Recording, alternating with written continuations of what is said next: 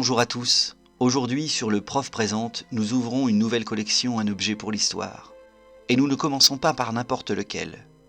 Vous allez voir que l'objet que je vous propose aujourd'hui est fascinant à plus d'un titre. Il nous ramène au XXVIIe siècle avant notre ère, dans l'ancienne cité d'Our, en Mésopotamie. Découvert par l'archéologue britannique Leonard Woolley dans les années 1920, l'étendard d'Our est une œuvre sumérienne qui se trouvait dans le cimetière royal de l'ancienne cité d'Our, dans l'actuel Irak, au sud de Bagdad. L'étendard d'Our surprend le visiteur qui peut le retrouver au British Museum à Londres. Il s'agit d'un coffre en bois de 22 cm de hauteur sur 50 cm de largeur, dont le revêtement est composé de calcaire rouge et de lapis-lazuli, le tout décoré de nacre. On ignore précisément sa fonction, mais plusieurs hypothèses ont été faites. L'une d'elles voit dans ce coffre un étendard qui aurait été fixé au bout d'une hampe, utilisé pendant des défilés lors de triomphes. Une autre hypothèse voit dans cet objet une caisse de résonance rectangulaire d'un instrument de musique. L'étendard d'Our se compose de 4 panneaux, dont les 2 plus importants représentent des moments de la vie du roi. Le premier, appelé panneau de la guerre, montre un combat. Le deuxième, appelé panneau de la paix, montre les préparatifs et le déroulement d'un banquet, peut-être celui de la victoire. Quant aux 2 autres panneaux latéraux, moins connus et plus abîmés, ils représentent une faune et une flore intéressantes. Mais revenons au panneau de la guerre.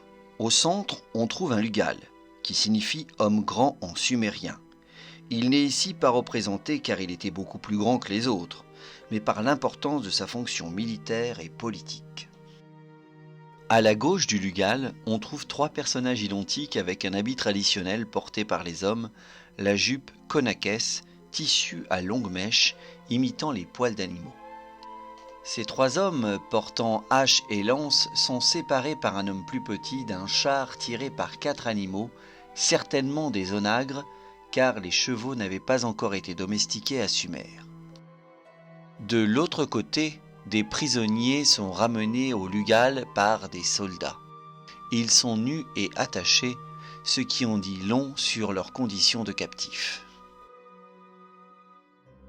Au registre médian sur le même panneau, on en apprend un peu plus sur l'infanterie lourdement équipée, avec casque, épée et cape cloutée. Ils sont devant une rangée de prisonniers qui ont été malmenés. Enfin, au registre inférieur, des chars sont lancés sur d'autres ennemis qui vont être renversés. Les chars sont des chars à roues pleines, car les roues à rayons ne sont pas encore inventées.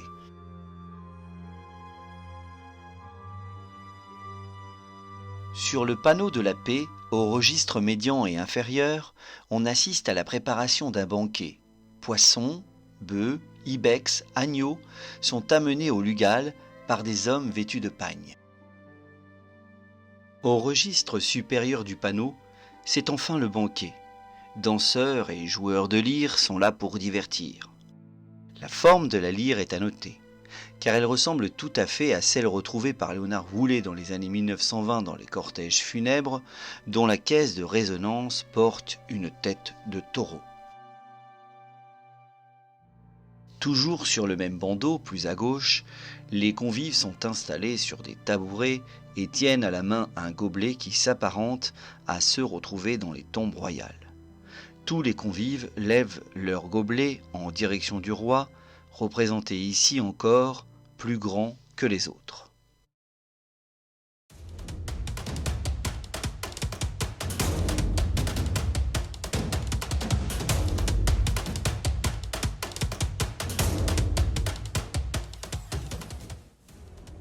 On ne peut avancer avec certitude cette hypothèse, car on ne peut rattacher pour le moment l'étendard à aucun lieu ou à aucun fait historique. D'ailleurs, l'histoire d'Our à l'époque de l'étendard nous est complètement inconnue.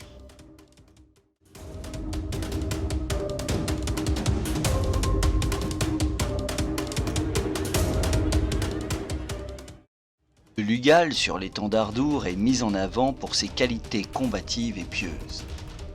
et il est à la fois le chef militaire et le prêtre suprême, religion et politique étant intimement liées.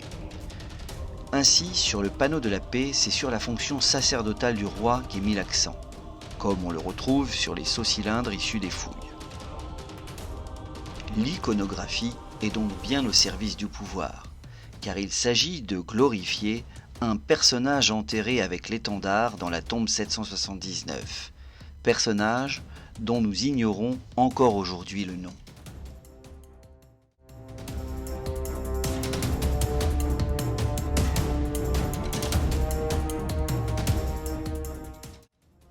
L'étendard d'Our révèle une qualité remarquable tant pour son exécution que pour sa composition. L'utilisation de registres superposés, de personnages toujours de profil mais avec le haut de face, l'agencement des couleurs, la précision des détails, l'absence de perspective compensée par une profondeur marquée par une juxtaposition des motifs, comme par exemple avec les onagres, font de l'étendard d'Our un objet incontournable pour l'histoire.